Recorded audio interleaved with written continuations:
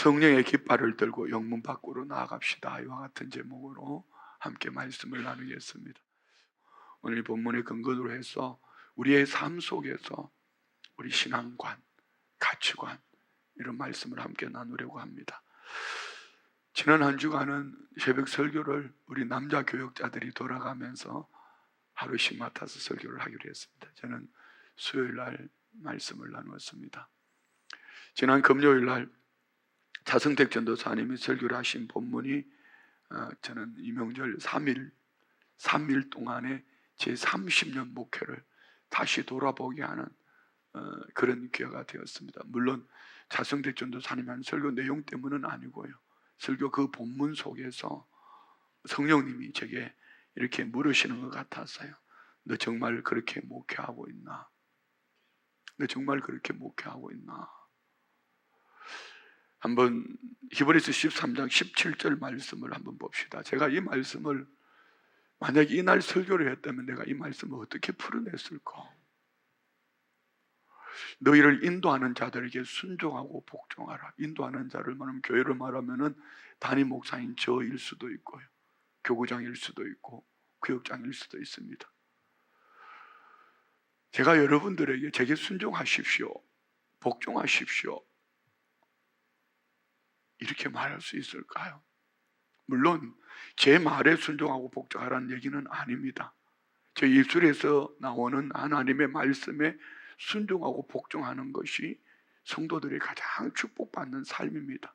그 다음 것 때문입니다. 그들은 너희 영혼을 위하여 경성하기를. 교회의 인도자들, 리더들이 너희 영혼을 위하여 경성한다, 이 말은 잠에 들지 않고 파수꾼처럼 깨어 있어서 온 교우들의 연약함, 아픔, 고통을 눈물로 기도하며 깨어 있어서 성도의 믿음 안에서 살기를 간구하는 교회 인도자들의 자세를 말하는 거죠.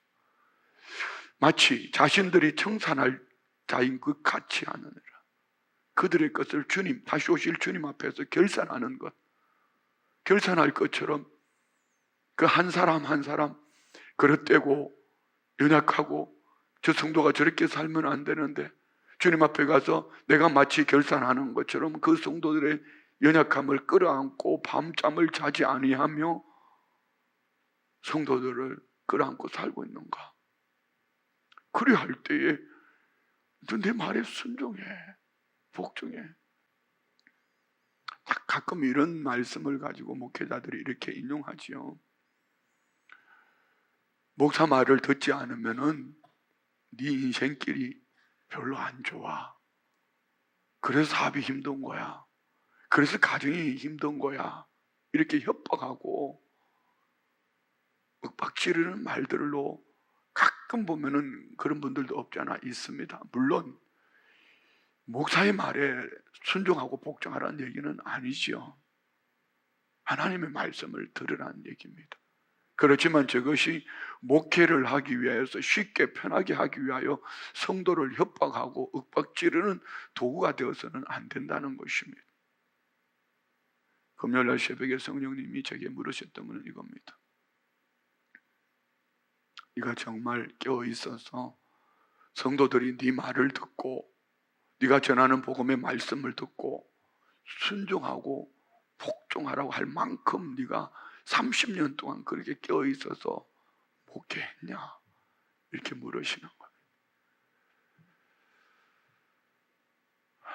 그래서 3일 동안 저는 제 나름대로 다시 한번 제 목회를 돌아보는 과정 속에서 제 삶을 돌아보니 허물투성입니다. 참 성도님들 감사했어요. 참 우리 성도님들 많이 기다려주셨다. 지금도 많이 기다리고 계시고 정말 미성숙한, 어쩌면은 목회 철학을 얘기하지만 그 철학이 과연 주님 보실 때에 그 철학이란 철학을 가지고 내가 살면서 철학을 말했던가, 어쩌면 벌어져야 될 배설불과 같은 입에 마른 철학을 외치고 있지만 과연 그 철학의 삶을 내가 성도님들 앞에 내 말을 듣고 복음의 말을 듣고 순종하십시오, 복종하십시오 할 만큼 그렇게 내가 살고 있나?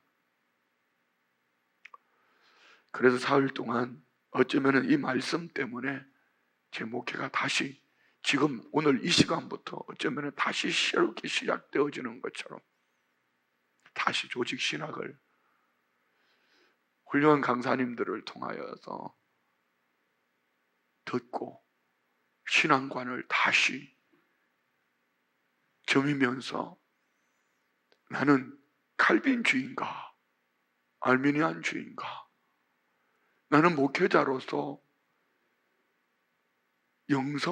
영성뿐만 아니라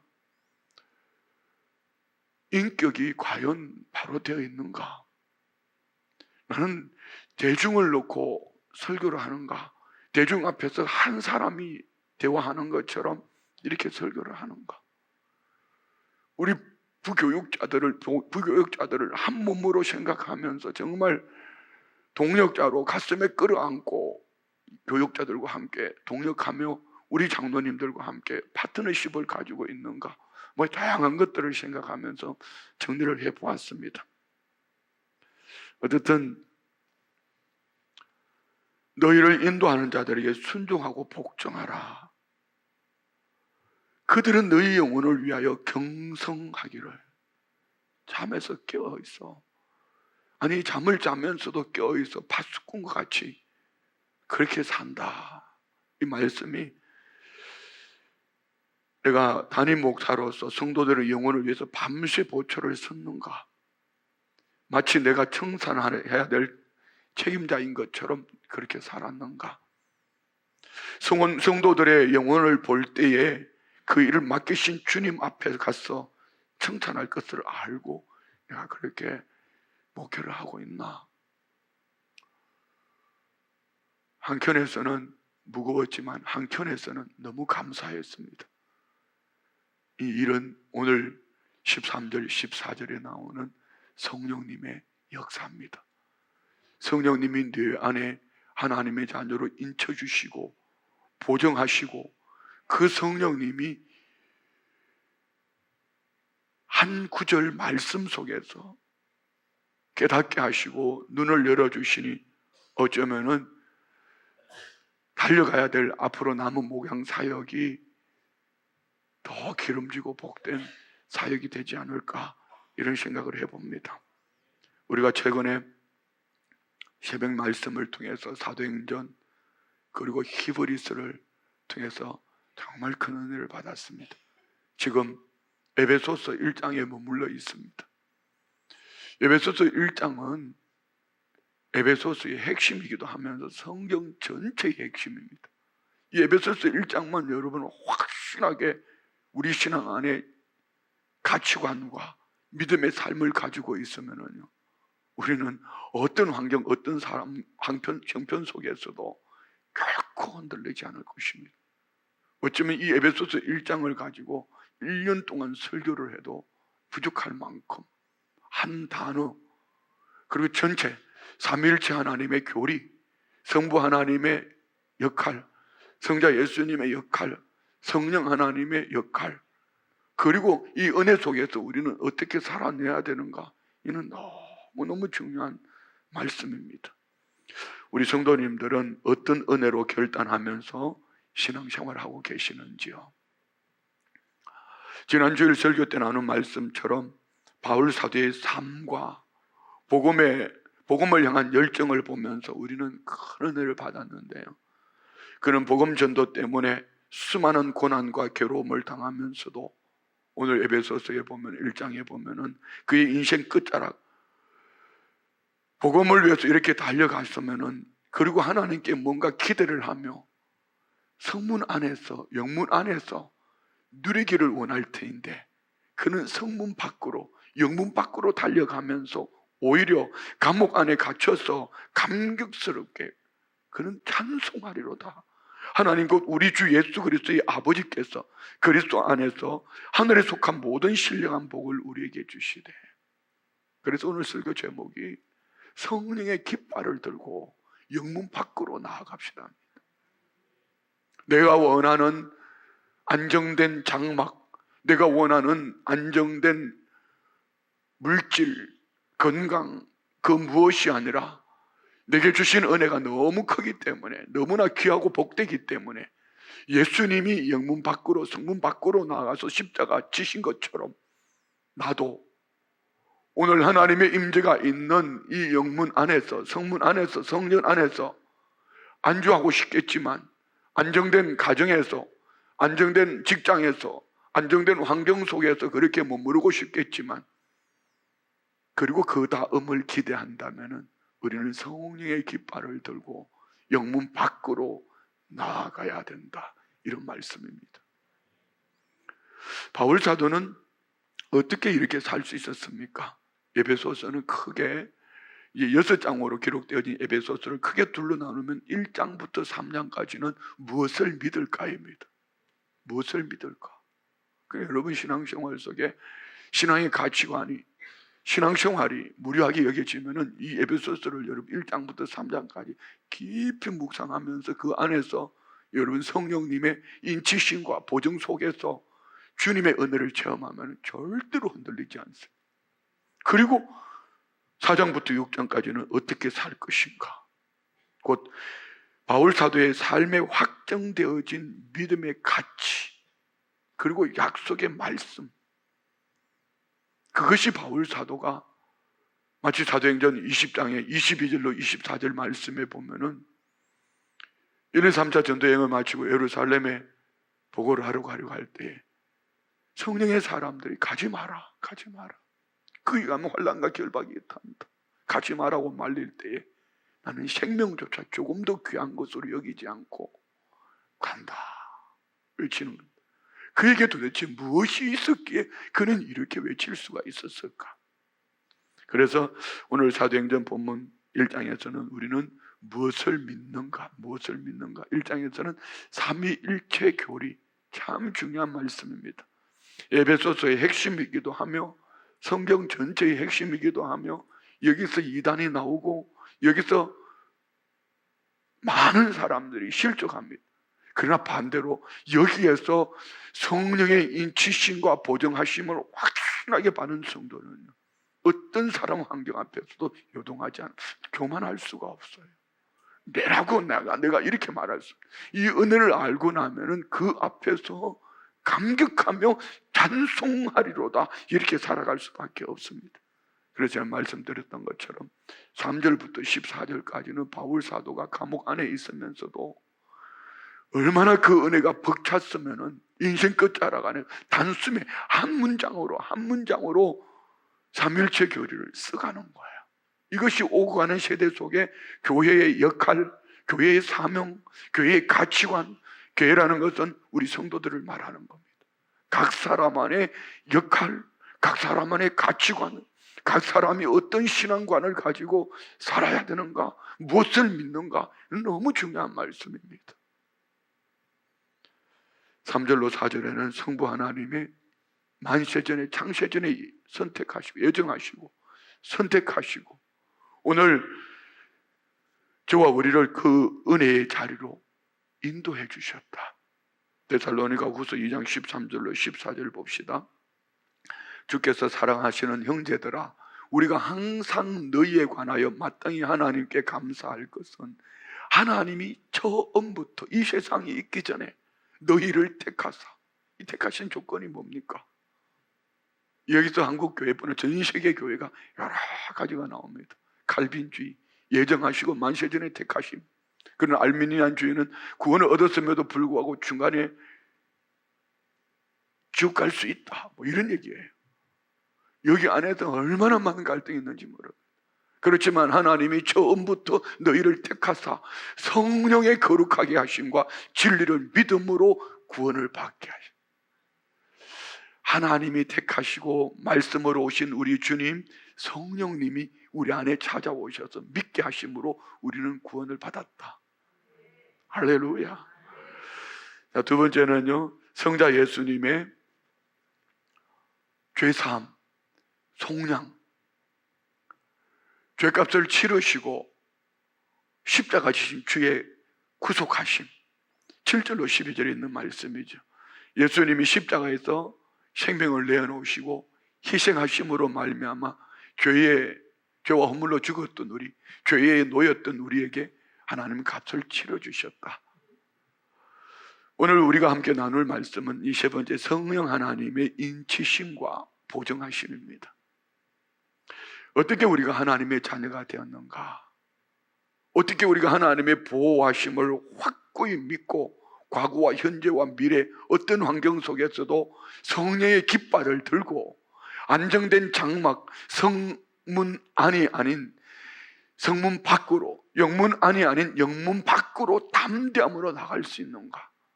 여기는 성령님의 인치심과 보정이 있다는 말씀입니다. 오늘 우리 본문 다시 한번 봅시다. 그 안에서 너희도 진리의 말씀 곧 너희의 구원의 복음을 듣고 그 안에서 또한 믿어 약속의 성령으로 인치심을 받았으니 14절, 이는 우리 기업이 보정이 되사 그 얻으신 것을 속량하시고 그의 영광을 찬송하게 하려 하심이라. 오늘 본문의 성령 하나님의 역사하심을 크게 두 가지로 말씀하고 있습니다. 그 첫 번째는 그 안에서, 누구죠? 그리스도 예수 안에서 너희도 진리의 말씀 곧 너희의 구원의 복음을 듣고 그 안에서 또한 믿어. 성령의 인치심 과정에 중요한 것은요, 여러분, 진리의 말씀을 보고 믿는 것이 아닙니다. 듣는 것입니다. 그래서 바울사도는 로마에 보낸 편지 속에서 믿음은 들음에서 나고 들음은 그리스도의 말씀으로 말미암았느니라 말씀합니다. 지금 이 시간 참 중요합니다. 말씀 듣는 가운데 여러분 안에 이 한 주간을 어떻게 지내오셨든지, 이 한 주간을 앞으로 어떻게 살아가든지, 이번 추석 명절을 어떻게 지내오셨든지 말씀을 듣는 가운데 성령께서 우리 안에 지금 역사하시는 것입니다. 그래서 말씀을 듣는 일이 참으로 중요한데요, 무엇을 듣는가? 사람의 이야기가 아니고 진리의 말씀, 그리스도 예수 안에서, 그 안에서 너희도 진리의 말씀 곧 너희의 구원의 복음, 구원의 복음을. 그래서 여러분, 이 설교하는 강단은 자기를 말하는 자리가 아니고 사람 이야기, 정치하는 이야기가 아니고 구원의 복음을 전하는 자리가 되어야 될 줄 믿습니다. 진리의 말씀 곧 구원의 복음을 들을 때에 성령님이 역사하시기 때문입니다. 성령이 진리의 영이시고 우리가 진리의 말씀을 듣는 가운데 진리의 영이 내 안에서 듣는 귀를 열어주시고 우리 마음문을 밝혀주실 뿐 아니라 성령님이 우리의 영문 밖에서, 성문 바깥에서, 삶의 현장에서 성령님이 어떤 환경, 사람, 형편을 만나도 진리 가운데로서 인도해 주실 뿐 아니라 승리하게 하실 줄 믿습니다. 우리 주님이 우리는 요한복음 14장, 15장, 16장을 성령장이라고 말합니다. 14장, 15장, 16장에서 여러분 성령에 대해서 확신을 가지고 읽어보면요, 성령 하나님이 깨닫게 해주시는 은혜가 참 많을 겁니다. 그 가운데 오늘 이 말씀에 비춰보면 요한복음 16장 12절로 13절 말씀에 보면은요, 내가 아직도 너에게 이럴 것이 많으나, 주님이 나 조금 있으면 간다. 제자들이 낙심하는 거야. 너에게 일러주고 싶은 말이 참 많다. 그렇지만 아직까지 어린아이 신앙이기 때문에 지금은 너희가 감당하지 못하리라. 그러나 우리에게는 이 축복이 있어요. 그러나 진리의 성령이 오시면, 우리에겐 진리의 성령이 오셨어요. 그러나 진리의 성령이 오시면 그가 너희를 모든 진리 가운데로 인도하시리니 그가 스스로 말하지 않고 오직 들은 것을 말하며 장래일을 너희에게 알리시리라. 할렐루야. 진리의 성령이 지금 우리 가운데 오셨어요. 내 안에 오셨고 우리 안에 찾아오셨어요. 진리의 성령님이, 진리의 복음 하나님의 말씀을 듣는 저와 우리를 진리 가운데로 인도해 주시는, 단순하게 성문 안에서, 영문 안에서 오늘 우리 너 성령 받아서 평안하게 잘 살아 이것이 아니고, 하나님은요 구약 성경에 심판하실 때는 얼마든지 재앙을 통해서 심판하십니다. 그렇지만 하나님의 구원은 진리의 성령의 인도하심을 받은 성령의 사람을 통하여서 역사하십니다. 여러분에게는 진리의 성령이 누구를 통해 찾아오셨습니까? 저는 제 아내를 통하여 진리의 성령이 제게 찾아오셨습니다. 하나님은 오늘 성령의 사람을 들어서 땅끝까지 복음이 증거되어지기를 원하시고, 우리 주님 다시 오실 때는 복음이 땅끝까지 전해졌을 때 오신다 했습니다. 지금 주님 오시기에 가장 가까운 때입니다. 여러분 안에 진리의 성령이 함께 하십니까? 그러면 우리는 성문 안에서 나의 안주하는 삶, 나만을 위해서 단순하게 교회 와서 은혜 받았어 이런 차원이 아니라는 얘기지요. 험악한 세상 속에서 오늘 성문 안에서, 교회 안에서, 이 영문 안에서 받은 은혜를 삶의 현장으로 나아갈 때, 진리의 성령이 이끄시는 대로 나아갈 때 그곳에서 하나님은 하나님 되심을 나타내 보이시겠다, 이런 말씀입니다.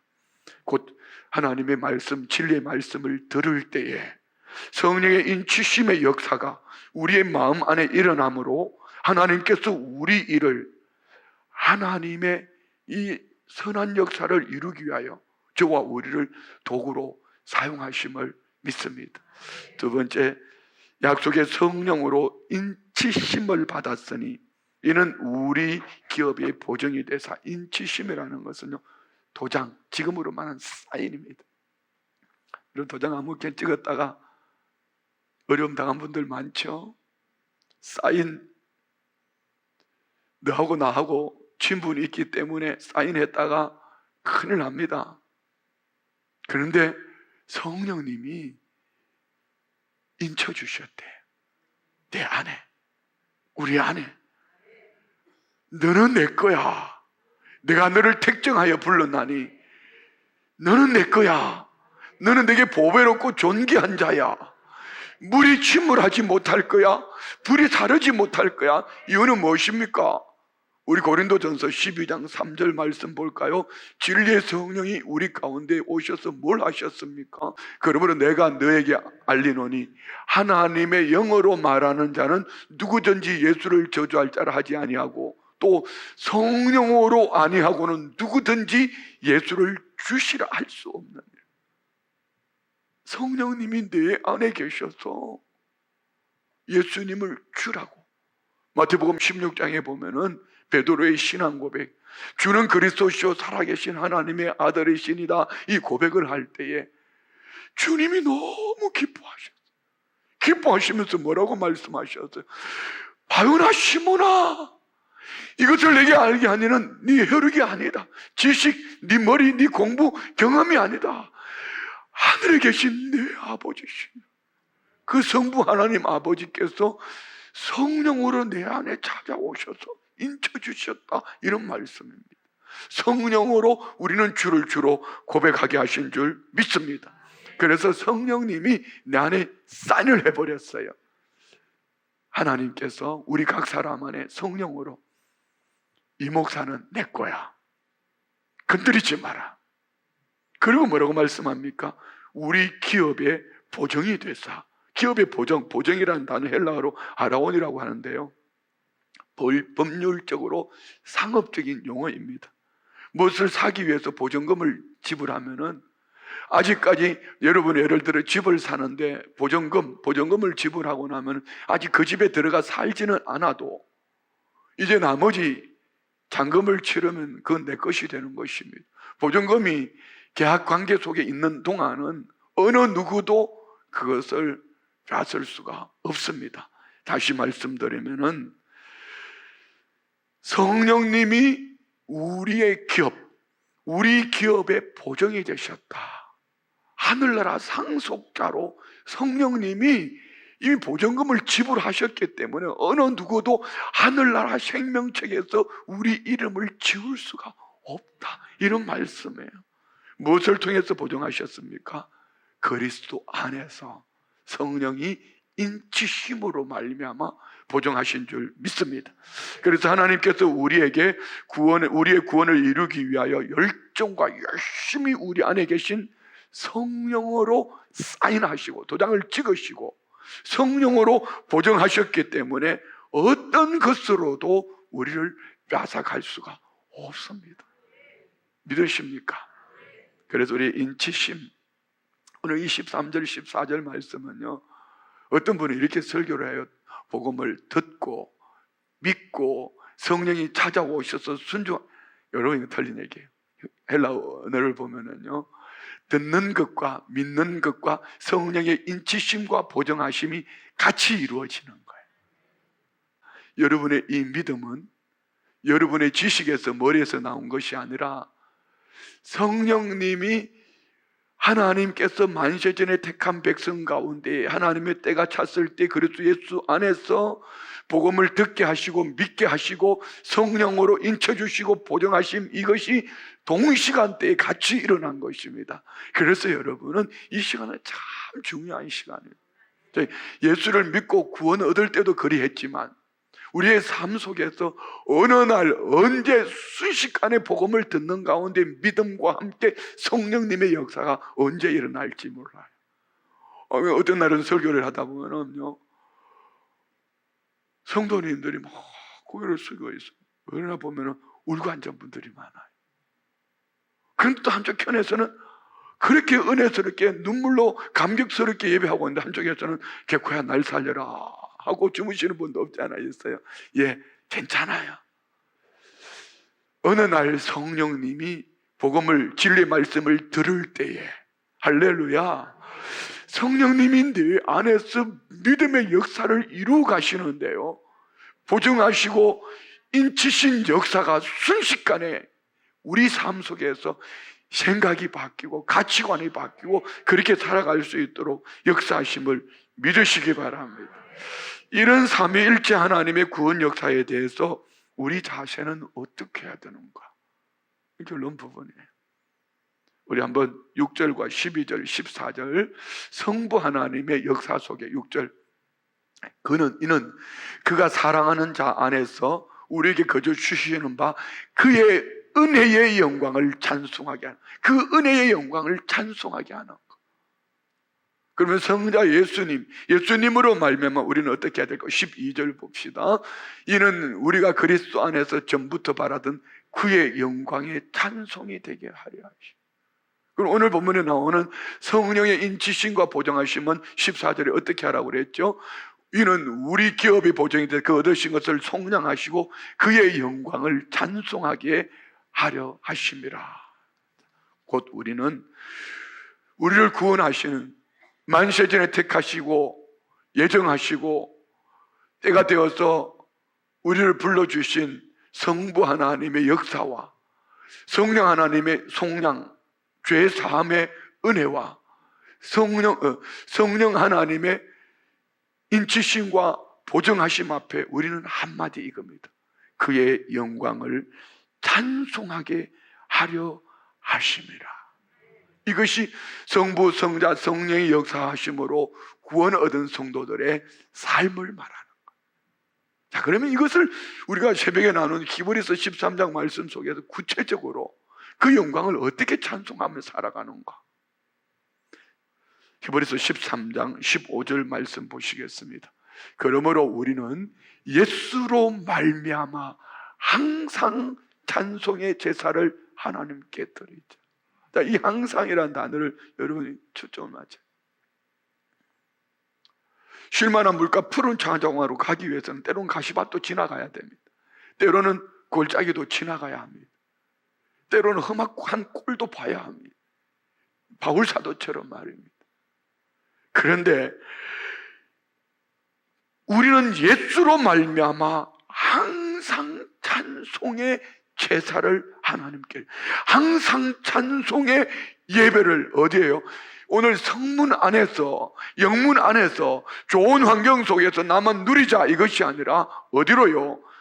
어떤 환경, 사람 형편 속에서도 하나님께 드리자. 이는 그 이름을 정언하는 입술의 열매니라. 자, 이 말씀을 구체적으로 예수님은 어떻게 영광의 찬송이 되셨나? 12절에 말씀합니다. 히브리서 13장 12절. 그러므로 예수도 자기 피로써 백성을 거룩하게 하려고 어디로요? 성문 밖에서 고난을 받. 자, 여러분 이 말씀 잠깐 올려놓으세요. 구약의 제사 제도를 인하여서 이렇게 말씀을 나누는데, 구약의 제사 제도는요, 이런 겁니다. 번제를 드립니다. 번제를 제물을 가져와서 제물에게 안수하고 이제 제물을 뼈마디 꺾어서 불로 태우는데 그 피를 가지고 대제사장이 지성소 안으로 들어갑니다. 여기서 이 음식을 먹을 수 있는 게 아무것도 없어요. 그러면 똥이나 이 더러운 지저분한 것은요, 미천한 사람들, 이들이 그것을 가지고 어디로, 성문 밖으로 나가서 저 멀리 가서 버리는 거예요.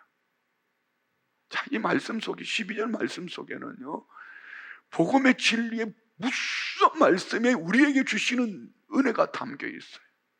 우리 주님이 성문 안에서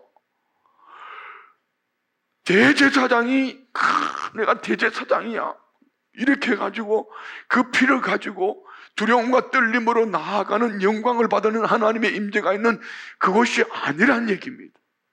자기 피로서 주님은 모든 인류의 죄를 씻어주시고, 마치 미천한 자가 그 똥, 제물로 드릴 수 없는 똥이나 지저분한 것을 가지고 성문 밖으로 나가서 버리는 것처럼 우리 주님이 성문 밖에서 고난을 당하셨다. 다시 말씀드리면 우리에게 쉽게 적용해 볼게요. 1천만 그리스도인 가운데에 진짜 하나님을 믿는 사람은 얼마나 될까? 이 말씀 속에서 진단이 되어집니다. 신앙생활 속에 나만을 위한 부요함, 건강, 물질, 우리 자녀, 내가 원하는 어떤 바운더리를 만들어 놓고 우리 교회라는 이름으로, 우리라는 이름으로 이렇게 살아가면은요, 거기는 안정된, 성문 안은 안정되어 있습니다. 가족들이 있습니다. 함께 머물러 있습니다. 성문 안에 있으니까 지켜지는 은혜도 있습니다. 그렇지만 그 안에서는요, 주님의 영광이 없습니다. 주님은 저와 우리를 구원하시려고 이 땅에 육신의 몸을 입고 오셔서 얼마든지 하나님으로서 누릴 수 있습니다. 얼마든지 12영이나 되는 천사를 부릴 수도 있습니다. 그렇지만 주님은 성문 안에서, 영문 안에서 하나님으로서, 창조주 하나님으로서 누리는 삶을 사신 것이 아니라 성문 안에서 만나지는 그 영혼들을 위하여서, 그 영혼들을 바라며 성문 밖으로 나가서 십자가 지시고, 우리가 할 수 없는 일들을 성문 밖에서 우리 주님이 십자가 지심으로 저와 우리는 구원을 얻은 줄 믿습니다. 이 은혜가 오늘 우리는 이 성전 안에 모인 거예요. 이 은혜로 말미암아 우리는 하나님을 아빠, 아버지라 부르짖는 것입니다. 이 은혜로 말미암아 우리는 그 영광의 주님을 찬송하는 것입니다. 그러면 우리는 여기 안에서 머물러 있어야 될까? 오늘 이 모임은 어떤 모임일까요? 이 모임 속에 우리는 하나님의 영광, 임재 속에 들어가서 우리의 삶은 어때야 될까? 그 다음 절이 말씀합니다. 우리 한번 봅시다. 13절, 14절. 그런즉 우리도 그의 치욕을, 우리가 주님이 지신 십자가 질 수 없어요. 주님이 지신 그 십자가로 말미암아 우리 각 사람에게 맡겨주신 십자가를 지고 영문 밖으로 그에게 나가자. 왜 그에게 나가죠? 우리 주님이 보시는 곳, 우리 주님이 원하시는 곳. 예, 어떻게 유아청 선교사님은 회교권으로 갈 수 있었을까요? 지난주에 우리 유은창 장로님이 간증하셨던 것처럼 노부모님이 계시고 아직 결혼하지 않은 새 자녀가 한참 부모의 사랑이 필요한 자녀들이 있는데 어떻게 갈 수 있었을까요? 다시 한번 말씀 올려주실래요? 우리 같이 한번 읽어요. 그런즉 우리도 그의 치욕을 짊어지고 십자가의 그 은혜와 그 사랑을 짊어지고 어디로요? 영문 밖으로. 내가 안정되어 있는, 내가 누리는 그 삶이 아니라 주님이 기다리시는, 주님이 그 영혼을 바라보시는 그곳으로 나아가자. 자, 여러분, 우리 교회가 10월 22일이면은 새생명 축제로 합니다. 뭐 이름 적어내고 몇 마디 기도하고 그거 아닙니다. 영문 밖으로 나아가야 합니다. 그를 찾아가야 합니다. 거기는 치욕스러울 수도 있습니다. 침뱉음을 당할 수도 있고 조롱당할 수도 있습니다. 그렇지만 우리가 성령의 인치심을 받고 보정되어진 하나님의 사람으로 그들에게 복음을 전할 때 성령께서 복음을 듣는 가운데 그들 안에 믿음으로 역사하실 것을 믿습니다. 우리는 치욕을 짊어지고 내가 원하는 안정된 장막, 내가 원하는 사업, 물질, 건강, 이것이 우리가 마치 보장되는, 우리의 위로는 영원한 하나님 나라에서 받을 줄 믿습니다. 요한계시록 21장에 그 눈물을 닦아주시며, 왜요? 이 땅에서 성문 밖에서 영문 밖에서 지옥을 짊어지고 복음으로 인하여 눈물로 믿음으로 달려간 그 성도의 하나님은 눈물을 닦아주시며 하늘 칭찬 상급으로 함께 하심을 믿습니다. 그렇습니다. 왜 영문 밖으로 나아가야 합니까? 그곳에 주님의 바라보심이 있고, 그곳에 주님의 마음이 있고, 그곳에 주님의 뜻이 있기 때문입니다. 영문 밖으로 그에게 나아가자. 예수님이 바라보시는 곳, 예수님이 기다리시는 곳, 영문 밖 재버리는 곳, 영문 밖 배설물 버리는 그곳, 예수님이 거기서 고난을 받으셨습니다. 그리고 우리는 그의 능력을 지고 영문 밖으로 그에게 나아가자. 주님이 어디 계시는가? 히브리서를 보면서 1장부터 18장 18절까지는 탁월하신 예수 그리스도. 히브리서 시작은 예수님으로 시작합니다. 그렇지만 히브리서 뒷부분은 주님이 어디에 계시는가? 그 주님이 어디에 계시는가? 영문 밖에, 삶의 현장에, 버려진 그곳에, 아무도 가기 싫어하는 그곳에 그 한 영혼을 바라보며 주님은 그곳에 계시니 너희들도 그 주님의 마음을 품고 그것으로 가라. 이렇게 말씀. 너 혼자 가는 거 아니야. 성령의 깃발을 들고 가. 성령의 깃발을 들고 가. 성령의 깃발을 들고 가. 할렐루야. 말씀 마칩니다. 우리 예배의 완성은 하나님의 임재가 있는 이 성전 안이 아닙니다. 하나님의 임재가 전혀 없고 사람의 관심도 없는 영문 밖, 성문 밖, 어느 누구도 마음 두지 않는 그곳 말입니다. 거기에 주님이 계신다면 장구한 도성은, 장엄한 잘 지어진 예루살렘 성전이 아닙니다. 성전 안이 아니란 얘기입니다. 영문 밖, 장구한 도성이 없습니다. 이 예루살렘도, 예루살렘 성도, 여러분의 장막도, 여러분의 육신의 장막도 언젠가는 다 무너질 것입니다. 영원한 장구한 장막은 하늘나라에 있습니다. 우리는 그 나라에서 상급을 바라보면서 오늘을 살아내셔야 합니다. 여기에는 우리 지식으로, 우리 경험으로, 우리 노력으로는 절대로 할 수 없습니다. 성령님 내 안에 찾아오셔서 인쳐주셨습니다. 보증하고 계십니다. 성령님이 진리 가운데로 우리를 인도해 주십니다. 성령님이 내 안에 오셨습니다. 성령님이 내 생각을, 예수의 말을, 내 삶을 주관하셔서 영문 밖에서 영광의 찬송을 부르게 하심을 믿습니다. 우리 다 같이 일어나셔서 우리 믿음으로 고백합시다. 허무한 시절 지날 때,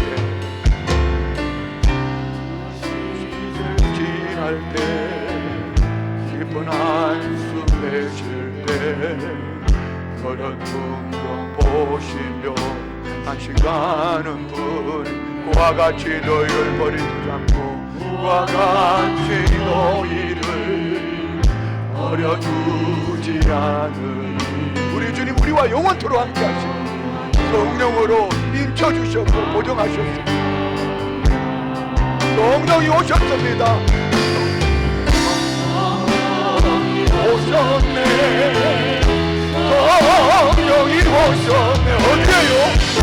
내 주에 보내신 성령이 오셨네.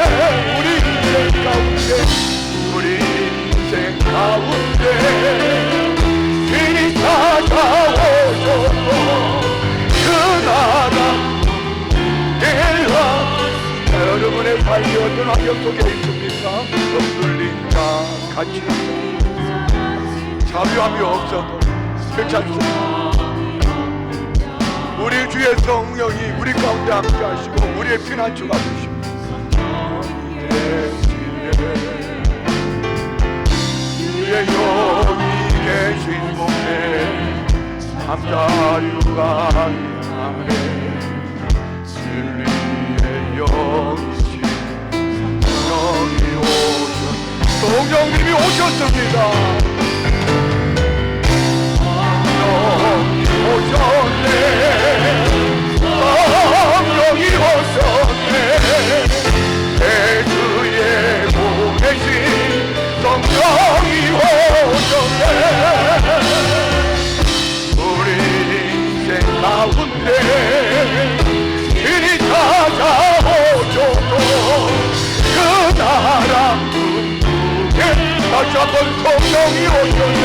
믿음으로 고백합니다. 성령이 오셨네. 어디에 오셨습니까? 성령이 오셨네. 대그에 보내신 성령이 오셨네.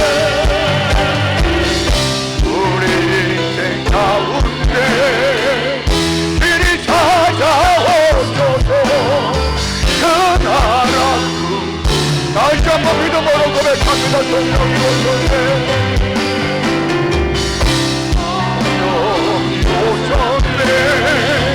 성령이 오셨네. 대주에 보내신 성령이 오셨네. 우리 인생 가운데 길이 찾아오셔도